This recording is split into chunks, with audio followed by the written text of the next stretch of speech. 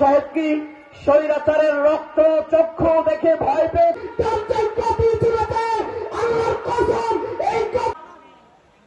মাওলানা মামুন সাহেব ওই ব্যক্তি আল্লাহু আকবারের ধ্বনি দিয়ে বিশ্বকে নাড়া দিয়েছেন, সহিহ বুখারী শরীফের সবক দিয়েছেন। রূপসা পাতুরিয়া তিনি যে ইমান থেকে আজকের এই জনসমুদ্রকে জিজ্ঞেস করতে চান। আল্লাহ তাআলা বাংলাদেশের সম্পর্কে বক্তব্য নিয়েছেন।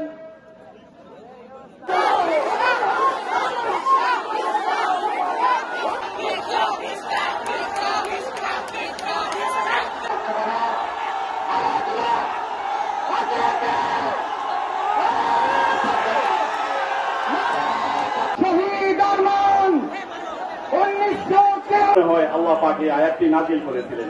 আমি আয়াতটির শুধু তর্জমা করতেছি করে আপনাদের মামুন সাহেব অতি সম্মানের নিকটে বিগত ফ্যাসিস্ট আমলে তারা বারবার সংখ্যালঘুদেরকে নিয়ে নাটক সাজিয়েছে। রাতের বেলায় শেখ হাসিনার দোসররা কাল নাগিনী হয়ে সংখ্যালঘুদেরকে ছবল মারত, আবার দিনের আলোতে ওঝা হয়ে তারা ঝাঁকতে আসত। হিন্দুত্ববাদ উৎখাত হওয়ার পর কেউ যদি চিন্তা করেন আমার এই সোনার বাংলাদেশে শাহজালাল শাহমাখদুম খানজাহান আলীদের বাংলাদেশে নাস্তিক্যবাদ প্রচার করবেন, নাস্তিক্যবাদ আমদানি করবেন, আপনাদের সঙ্গে ময়দানে লড়াই হবে। আমরা এটা বরদাস্ত করে নেব না। আমার আগামী প্রজন্ম, আমার সন্তানেরা রাষ্ট্রীয় খরচে আমাদের স্কুলগুলোতে পড়াশোনা করবে।